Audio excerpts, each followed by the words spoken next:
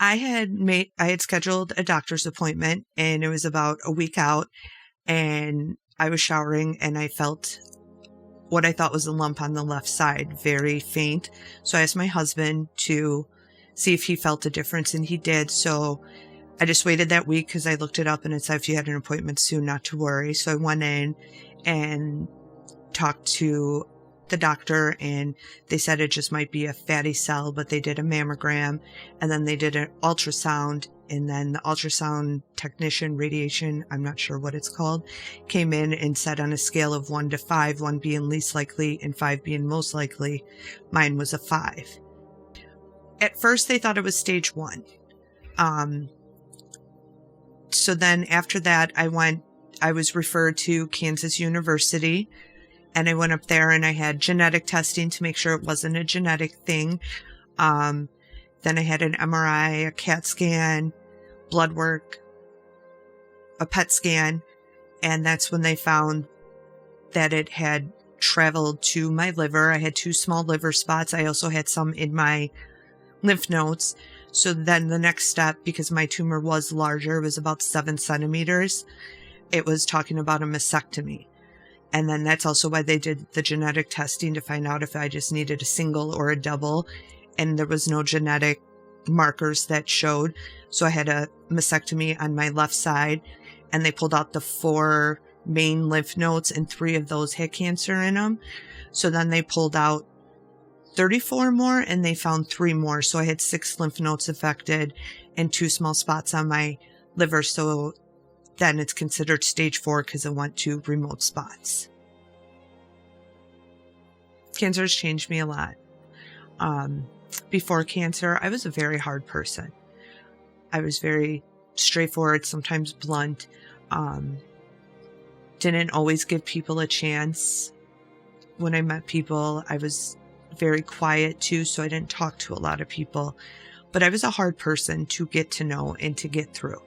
Once I was diagnosed with cancer, it really made me think about how I was and what I want to be. And I don't want to be that mean, hard person who has this straight and narrow line and look at life. And it really opened me up, and I talked to a lot more people, and I advocate for a lot of people. I wouldn't have done this even 2 years ago. This would not have happened. But I feel like it's opened my heart, and I've become kinder and gentler. And I realize everybody has a struggle, no matter how insignificant it may seem to me. It's still a struggle to them, and I shouldn't blow it off. My greatest fear is that this won't work, and I won't be here for long, and that I'm leaving my kids behind, and I'm leaving my husband behind, and my family. But my greatest worries are my kids and my husband. My kids are very close to me. 2 of them don't have a close relationship with their dad. So I'm theirs. They call me when they have problems, when they do stuff. My son just texted me today to tell me he got a new job. So stuff like that. And I worry how they're going to do life without their mom. They're only in their 20s. If I don't get to live 20, 40, years, 50 years, how are they going to handle it without their mom there? They love my husband. That's their stepdad, and they are close to them, but it's not the same relationship. And I worry about my husband and how he's going to do if I do pass. Because we've been together 11 years. We're each other's life. What is he going to do? I want him to move on. I don't want him to forget me, but he's young and he deserves to still be happy and find another love. But it scares me that he won't, and that my kids won't know what to do. So that's my greatest fear, is leaving them behind.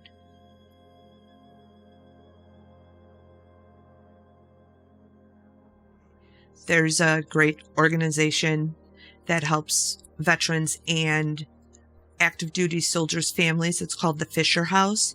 So we were able to stay. They opened in the beginning of November, so we were one of the first guests there.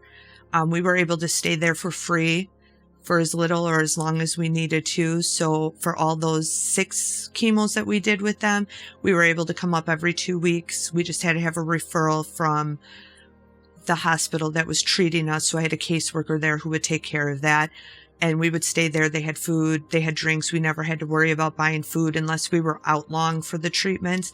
Then we would buy food. But also here they have a program where it helps pay for gas, and you have food limit prices allowance. Thank you. A food allowance each day when you're up there overnight for the visits. You just have to get notes from your doctor explaining why you have to stay up there. And then it all kind of meshes together. But without the Fisher House, it would have been hard, because staying at hotels, you have specific check-ins and check-outs. And sometimes my appointments were hours before or hours after. So staying at the Fisher House gave us a little bit more security, because if my appointment was at 3, we could check out at 2:30 and just go straight there. We didn't have to check out at 11 or 12. And when I was tired and going through all of that, it was just so easy to go to the kitchen and get food and drinks and everything, and not have to worry if you didn't have the money to pay for it, because they had it there and you could cook dinners, you could microwave. So that took a lot of the worry off, having help with the gas. And when we did go out to eat with the prices, having that allowance helped a lot.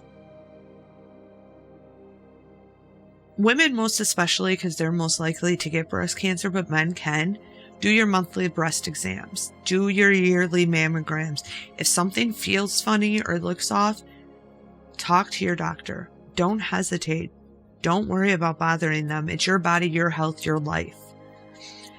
I didn't always do those monthly breast exams. I didn't do my first 2 mammograms. Stay on top of all that. Get them in their timely manner. When you need them, do them. Check those. If you find a lump, or you think it's a lump, even not in the breast, somewhere else, talk to your doctor. Find out what it is. The earlier you can do it, the better, because that it will be less likely to spread. It will be easier to treat. It may not mean having to go through chemo and radiation. It may mean just removing that and maybe taking some medicines that you have to take for whatever it is. Just do all of those. Men that have the prostate, any type of thing for anybody, get those exams when you need to. Take care of them. Don't put them off. Because prevention is the key. Prevention is better than trying to figure out the cure. So if you can prevent it and you stay on top of it, you don't have to go through everything I went through. And I think that's the biggest message. And that is my biggest regret, that I didn't keep up on it and I didn't think about it. So get it, do it, know your body, talk to your doctor.